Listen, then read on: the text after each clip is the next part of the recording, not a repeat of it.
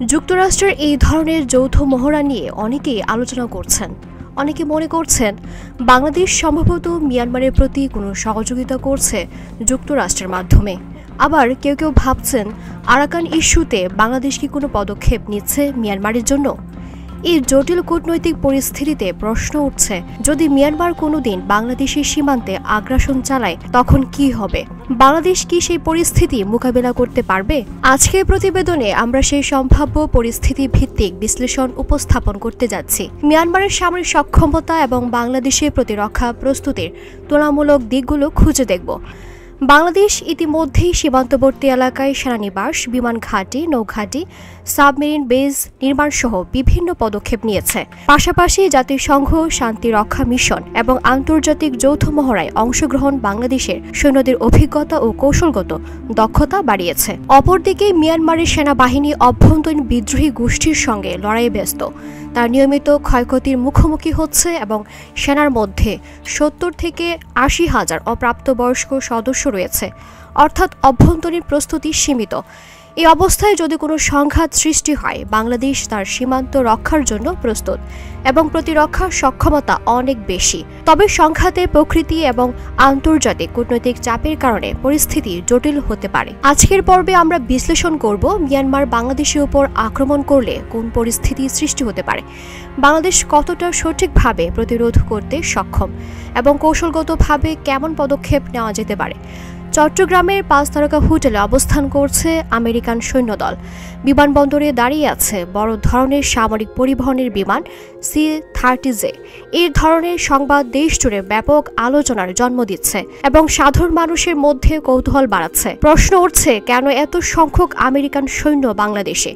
তারা কি করছে? অনেকে বিভিন্ন ষড়যন্ত্র তথ্য সাজাচ্ছেন। তবে প্রকৃত ঘটনা কিছুটা ভিন্ন। বাংলাদেশ বিমান বাহিনী এবং যুক্তরাষ্ট্রের প্যাসিফিক এয়ারফোর্সের অংশগ্রহণে ৭ দিনের যৌথ মহড়া অপারেশন প্যাসিফিক অ্যাঞ্জেল শুরু হয়েছে। মহড়ার সময় সশস্ত্র বাহিনী বিভাগের নির্দেশনা এবং বাংলাদেশ বিমান বাহিনী সার্বিক ব্যবস্থাপনা অব্যাহত থাকবে। বাংলাদেশ এবং মিয়ানমারের মধ্যে সম্ভাব্য সামরিক সংঘাতে প্রেক্ষাপটে সামরিক সক্ষমতার একটি বিশদ বিশ্লেষণ নিচে দেওয়া হলো। এই প্রতিবেদনে গ্লোবাল ফায়ার পাওয়ারের র্যাঙ্কিং, সামরিক প্রস্তুতির উদ্যোগ, অভ্যন্তরীণ পরিস্থিতি, সামরিক সরঞ্জাম এবং অতীত সংঘাতের ইতিহাস নিয়ে আলোচনা করা হয়েছে। গ্লোবাল ফায়ার পাওয়ারের সাম্প্রতিক র্যাঙ্কিং অনুযায়ী সামরিক শক্তিতে বাংলাদেশ বিশ্বের ৩৫তম এবং মিয়ানমার ৩৭তম অবস্থানে রয়েছে। এই র্যাঙ্কিংয়ে বাংলাদেশ ২ ধাপ এগিয়ে আছে।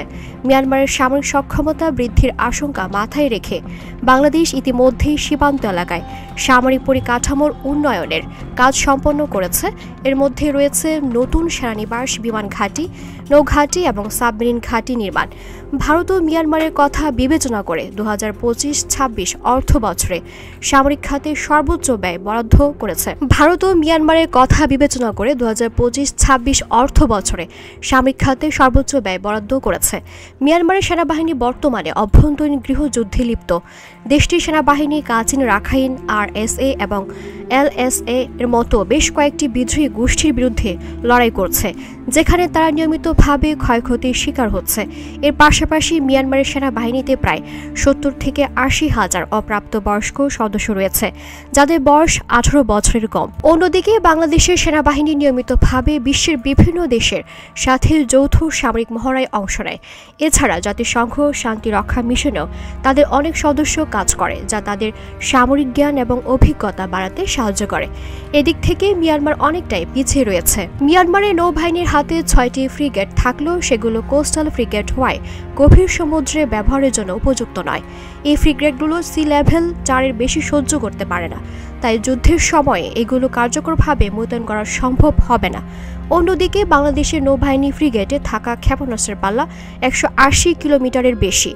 বাংলাদেশের কাছে ২টি সাবমেরিনও রয়েছে, যা ধ্বংস করার জন্য মিয়ানমারের কাছে প্রয়োজনীয় সরঞ্জাম নেই। মিয়ানমারের কাছে এন্টি সাবমেরিন ওয়ারফেয়ার হেলিকপ্টার নেই এবং তাদের টর্পেডোগুলোর কার্যকরী পাল্লা মাত্র ৫ থেকে ৬ কিলোমিটার। বাংলাদেশের সাবমেরিনগুলোকে ধ্বংস করার জন্য এই সরঞ্জামগুলো যথেষ্ট নয়। মিয়ানমারের সামরিক শক্তির একটি বড় অংশ হলো তাদের ক্ষেপণাস্ত্র বিমান বাহিনী। কাগজে কলমে তাদের KS-35 এবং C-802 ক্ষেপণাস্ত্রের পাল্লা যথাক্রমে ১৩০ ও ১২০ কিলোমিটার পর্যন্ত, কিন্তু বাস্তবে এগুলোতে টেকটিক্যাল ডাটা লিঙ্ক না থাকায় ক্ষেপণাস্ত্রগুলো তাদের পূর্ণ পাল্লায় কাজ করতে পারে না। ফলে ক্ষেপণাস্ত্রগুলো কার্যকর পাল্লা 40 থেকে 50 কিলোমিটার বেশি নয়, যা যুদ্ধের পরিস্থিতিতে তাদের কার্যকারিতা অনেকাংশে সীমিত করে দেয়। তবে মিয়ানমার বিমান বাহিনীর দিক থেকে কিছুটা এগিয়ে আছে। তাদের কাছে মোট 32টি MiG-29 যুদ্ধ বিমান রয়েছে, যেখানে বাংলাদেশে আছে মাত্র 8টি। এটি একটি উল্লেখযোগ্য পার্থক্য। তবে 32টি বিমানের বেশিরভাগই সেকেন্ড হ্যান্ড মডেলের, যা তাদের রক্ষণাবেক্ষণ ও কার্যক্ষমতা নিয়ে প্রশ্ন তোলে। বিভিন্ন প্রতিবেদন অনুযায়ী এই 32টি বিমানের মধ্যে মাত্র 12 থেকে 13টি বর্তমানে সক্রিয় রয়েছে। সম্প্রতি মিয়ানমার নতুন করে 18টি ইঞ্জিনের অর্ডার দিয়েছে, যা দিয়ে তারা আরও কিছু MiG-29 বিমানকে পুনরায় সচল করার পরিকল্পনা করছে। বাংলাদেশের সামরিক শক্তি এবং মিয়ানমারের সাথে অতীত সংঘাত। একটি বিশদ বিশ্লেষণ বাংলাদেশের সামরিক সক্ষমতা এবং অতীত সংঘাতের ইতিহাস মিয়ানমারের সাথে একটি সুস্পষ্ট তুলনামূলক চিত্র তুলে ধরে। বাংলাদেশের সামরিক বাহিনী শুধুমাত্র আধুনিকীকরণের দিকেই মনোযোগ দিচ্ছে না, বরং তাদের রয়েছে যুদ্ধের বাস্তব অভিজ্ঞতা এবং দৃঢ় মনোবল। স্থলযুদ্ধে মিয়ানমারের ট্যাঙ্ক বহর বেশ পুরনো। তারা এখনও টাইপ 62 এবং টাইপ 72 মডেলের মতো ট্যাঙ্ক ব্যবহার করছে, যেগুলোর কার্যকারিতা আধুনিক যুদ্ধের জন্য যথেষ্ট নয়। বাংলাদেশ এই ধরনের পুরনো ট্যাঙ্ক বহর থেকে বাদ দিয়েছে এবং বর্তমানে টাইপ 59 দুর্জয়ী ট্যাঙ্কের মতো উন্নত ও শক্তিশালী ট্যাঙ্ক ব্যবহার করছে।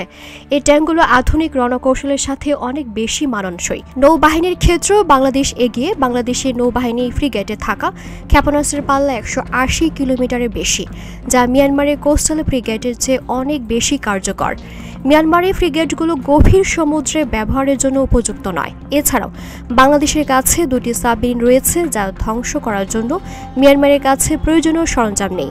তাদের টর্পেডোর পাল্লাও অনেক সীমিত। মিয়ানমারের সামরিক শক্তির সবচেয়ে বড় হুমকি হিসেবে তাদের 700 কিলোমিটার পাল্লার ব্যালিস্টিক ক্ষেপণাস্ত্রকে ধরা হয়। তবে এই ক্ষেপণাস্ত্রগুলো 1980-এর দশকে তৈরি হওয়ায় তাদের কার্যকারিতার মেয়াদ বহু আগেই শেষ হয়ে গেছে। এর ধরনের পুরনো ক্ষেপণাস্ত্র ব্যবহার করলে সেগুলো লক্ষ্যবস্তুতে আঘাত হানার বদলে নিজেদের দেশে বিধ্বস্ত হওয়ার ঝুঁকি থাকে, যা মারাত্মক ক্ষতির কারণ হতে পারে। বিমান বাহিনীর দিক থেকে মিয়ানমার কিছুটা এগিয়ে আছে বলে মনে হয়। তাদের কাছে মোট 32টি MiG-29 যুদ্ধ বিমান রয়েছে, যেখানে বাংলাদেশে আছে মাত্র 8টি। তবে মিয়ানমারের বেশিরভাগ MiG-29 বিমানের সেকেন্ড হ্যান্ড মডেলের এবং বর্তমানে এর মাত্র 12 থেকে 13টি সক্রিয় রয়েছে। অন্যদিকে বাংলাদেশের বিমান বাহিনীতে নতুন প্রযুক্তি ও যুদ্ধ বিমান অন্তর্ভুক্ত হচ্ছে, যা তাদের সক্ষমতাকে বাড়িয়ে তুলছে। বাংলাদেশের সামরিক বাহিনীর সাহসিকতার এক উজ্জ্বল দৃষ্টান্ত হল অপারেশন নাফ। 1991 সালের 21 ডিসেম্বর মিয়ানমার সেনাবাহিনী বাংলাদেশের বিডিআর ক্যাম্পে অতর্কিত হামলা চালালে একজন বিডিআর সদস্য নিহত হন। এর পাল্টা জবাবে বিডিআরের হামলায় মিয়ানমারে 12 জন সেনা নিহত হয়। এই ঘটনার পর তৎকালীন প্রধানমন্ত্রী বেগম খালেদা জিয়া মিয়ানমার সীমান্তে প্রায় 82,000 সেনা ও ভারী অস্ত্র মোতায়েনের নির্দেশ দেন, যা ছিল বাংলাদেশের ইতিহাসে প্রথম এত বড় আকারের সামরিক সমাবেশ।